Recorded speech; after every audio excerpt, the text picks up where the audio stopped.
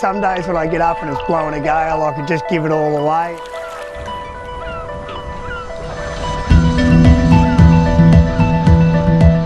And then the next day it's sun shining and, you know, and this is your office and it's the best place in the world. I'm Luke Anetta. I'm a Corner Inlet fisherman down here at Wilson's Promontory. I'm from Port Walshpool, fishing the beautiful Corner Inlet.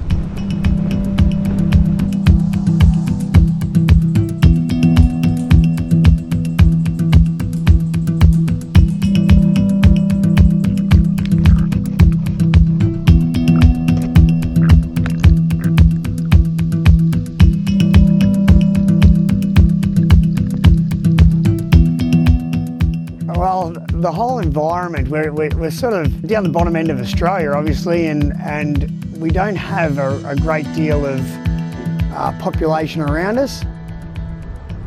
The other thing is we have this beautiful broadleaf grass that grows in the Corner Inlet fishery, which makes it quite unique to a lot of the other fisheries in Victoria. And we do really have some pristine, cool waters, and it's been a really productive fishery for generations and generations, and we sort of want to keep it that way.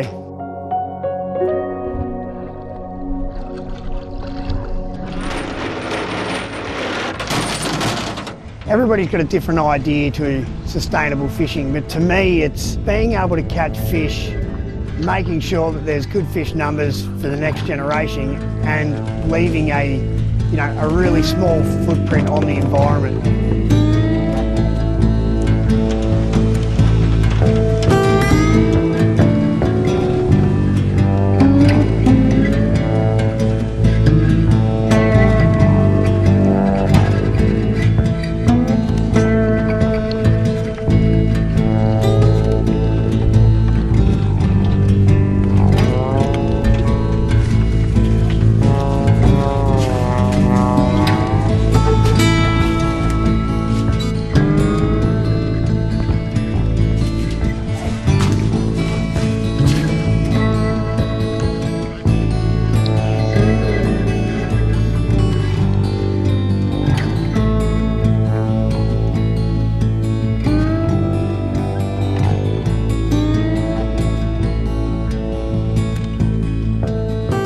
So for 27 years, I think it was, there was a code of practice that all fishermen would do 2 shots in a 24-hour period, midnight to midnight. And we all agreed it was an unwritten law to us all. Is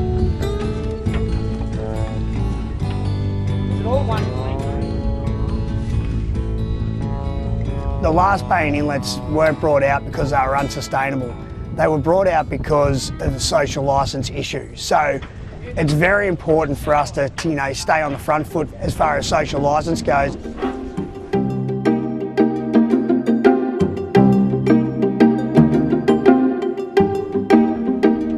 I think as time's gone on, everybody has adjusted to the rules and regulations, and we're all making a good living, and things are happy, and it has kept this bay and inlet in a really sustainable light, and that's the way we plan on keeping it.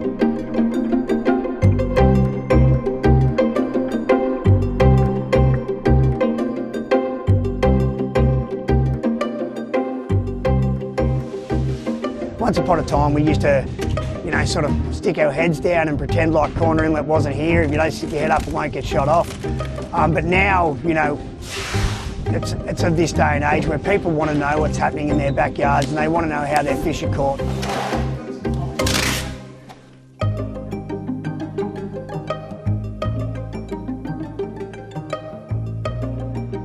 Knowing the guaranteed freshness of the product is everything for us because of the shelf life, and also we're serving guests. We've got to be careful and safe with these products. We grow everything ourselves. We have a 3.5 acre farm. We put a lot of time into producing our own products here, and we source from only locally around us as well.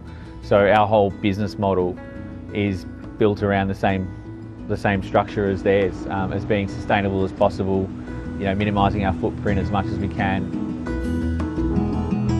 Over the last 17 or 18 years I've been doing this, there's not been a lot of clarity except for when I've met Luke and and all that, of where my seafood produce might be coming from. And we feel like it's really important to tell the story of our producers because they're out there doing really important things.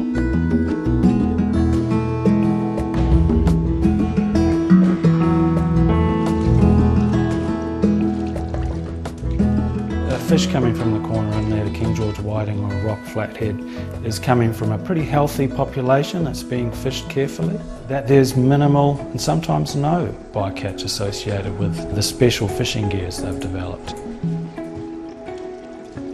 I think the seafood speaks for itself with the consumers. You know, if you're going to be cooking seafood, you want to be using a good product right from the start.